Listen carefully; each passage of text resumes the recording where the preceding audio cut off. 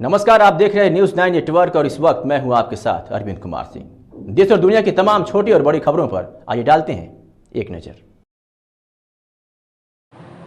डेहरी विधानसभा के जन अधिकार पार्टी के प्रत्याशी समीर कुमार ने न्यूज़ 9 नेटवर्क से बातचीत करने के दौरान कहा कि किसी पार्टी में दम है तो बिहार में रोजगार देने की बात कोर्ट से लिखवाकर प्रतिज्ञा पत्र जारी करे। क्या कुछ कहा, सुनवाते हैं आपको। बिहार में विधानसभा का चुनाव है और चुनाव को लेकर काफ़ी सरगर्मी तेज हो चुकी है। हम मौजूद हैं डेहरी विधानसभा में। हमारे साथ है जन अधिकार पार्टी के प्रत्याशी समीर कुमार। आइए इनसे कुछ बात करेंगे। समीर कुमार जी, पहले तो आपका स्वागत है हमारे चैनल में। धन्यवाद न्यूज़ 9 नेटवर्क का। इसकी चुनावी महासंग्राम के दरमियान में इतनी भागदौड़ के बीच में भी आपने बहुमूल्य समय निकाला है मुझसे बातचीत करने के लिए। आपका भी हृदय से आभार और धन्यवाद। आप लगातार क्षेत्र का दौरा कर रहे हैं और लोगों के बीच में जा रहे हैं और सभी को समझा रहे हैं कि 30 साल बनाम 3 साल, तो लोग कैसे विश्वास करें? देखिए, 30 साल बनाम 3 साल का जो नारा है वो इस आधार पर दिया गया है ताकि जनता इस चीज़ को समझे। जनता विगत 30 वर्षों से नेता चुनती आ रही है और जिन नेताओं ने खोखले और झूठे वादे किए उन नेताओं ने जनता के सपनों को तोड़ा है। ऐसी स्थिति में हमारे राष्ट्रीय अध्यक्ष जन अधिकार पार्टी के पप्पू यादव जी ने 3 वर्ष का नारा देते हुए हाईकोर्ट से एफिडेविट कराकर प्रतिज्ञा पत्र लॉन्च किया है ताकि जनता को विश्वास हो कि इस पार्टी के द्वारा किए गए वादे शपथ पत्र के साथ जारी किए गए हैं ताकि ये वादे पूरे हो सकें। झूठ मूठ के वादे जो विगत 30 वर्षों से होते आ रहे थे उस पर यह शपथ पत्र द्वारा किया गया वादा भारी पड़ रहा है और इस वर्ष जनता सेवक के रूप में जन अधिकार पार्टी के प्रत्येक प्रत्याशी को चुनेगी। डेहरी विधानसभा क्षेत्र से 7 नंबर पे कैंची के चुनाव चिन्ह पे बटन दबाकर कोर्ट से एफिडेविट कराया गया प्रतिज्ञा पत्र की एक एक योजना का लाभ उठाने के लिए तैयार है।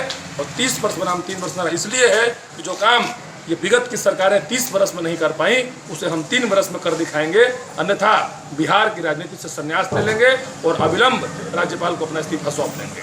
आप एक युवा हैं और युवाओं को आपसे काफ़ी उम्मीदें हैं, तो अगर आप विधायक बनते हैं तो खासकर युवाओं के लिए डेहरी विधानसभा में ऐसा कौन सी व्यवस्थाएं करेंगे जो उनको यहीं पे रोजगार उन लोगों को मिल पाए? लेकिन डेहरी विधानसभा क्षेत्र जिस प्रकार युवाओं को छला गया है, विगत 30 वर्षों सरकारों ने झूठे वादे किए। पूर्व में लोकसभा के चुनाव में भी 2 करोड़ प्रत्येक वर्ष नौकरी देने का वादा जो माननीय मोदी जी ने किया था, ऐसी स्थिति में युवा प्रत्येक वर्ष छला गया है। इसको ध्यान में रखते हुए हमारी पार्टी ने प्रतिज्ञा पत्र में युवाओं के लिए विशेष तौर पे सबसे पहले तो डालमिया में कारखाना खुलवाने का जो निर्णय है उसका, दूसरा और छोटे छोटे कल कारखाने जो कि डेहरी विधानसभा क्षेत्र में खुल सकते हैं, वैसी कंपनियां जो बिहारी मजदूर पर डिपेंडेंट हैं वैसी कंपनियों को बिहार ले आना ताकि बिहारी मजदूरों को रोजगार बिहार में ही मिल सके। खासकर डेहरी विधानसभा क्षेत्र के लोगों को कहीं रोजगार के लिए बाहर न जाना पड़े, डेहरी के लोग अपने परिवार के साथ 2 जून की रोटी खाकर यहीं पर अपना काम करें। ऐसी स्थिति में युवाओं के लिए कई सारे कल कारखानों का सुचारू रूप से परिचालन कराना, यहाँ पर स्थापना कराना और सबसे मुख्य रूप से डालमिया करेल कारखाना माह 6 महीनों के भीतर चालू करा देना ताकि डेहरी के यूथ को तत्काल रूप से रोजगार मिल पाए और लोग अपने आप को आत्मनिर्भर कर पाए। अन्य पार्टियां ऐलान कर रही है कि कोई 10 लाख के रोजगार देने की बात कर रहा है, कोई 19 लाख रोजगार देने की बात कर रहा है, तो कहीं 1 करोड़ भी रोजगार देने की बात हो रही है। तो आपके माइंड में क्या चल रहा है? आप अगर आपकी सरकार बनती है बिहार में तो आप कितने को रोजगार देंगे बिहार में? देखिए, मुंह से बोलना है तो आप 10 करोड़ भी बोल सकते हैं, 20 लाख भी बोल सकते हैं, 50 लाख भी बोल सकते हैं। मैं तो कहता हूँ उन तमाम पार्टियों से, उन तमाम नेताओं से कि है दम तो एफिडेविट कराकर अपना प्रतिज्ञा पत्र जारी करें। है दम तो बोले कि हम एफिडेविट कराते हैं 10 लाख नौकरी देंगे। केवल झूठ मूठ के वादे ये जनता कब तक सुनती रहेगी? युवा कब तक आपके झूठे वादों में फंस के आपको वोट देती रहेगी? आप थे डिप्टी सीएम, आपने क्यों नहीं 10 लाख नौकरी दे दी? आपका भाई खुद स्वास्थ्य मंत्री था, आपने क्यों नहीं स्वास्थ्य मंत्री रहते हुए तमाम स्वास्थ्य मंत्रालय के पदों को भर दिया? अगर आप ये काम अपने रीजन में कर दिए होते तो इस बार आपको झूठे वादों के सहारे वोट देना नहीं पड़ता। है दम तो कराएं एफिडेविट 19 लाख नौकरी के लिए, है दम तो कराएं 10 लाख एफिडेविट 10 लाख नौकरी देने के लिए। बेवजह बोलते जाना है, बोलते जाना है, अपना मुंह है जिसको मन में आया जो बोल दिया।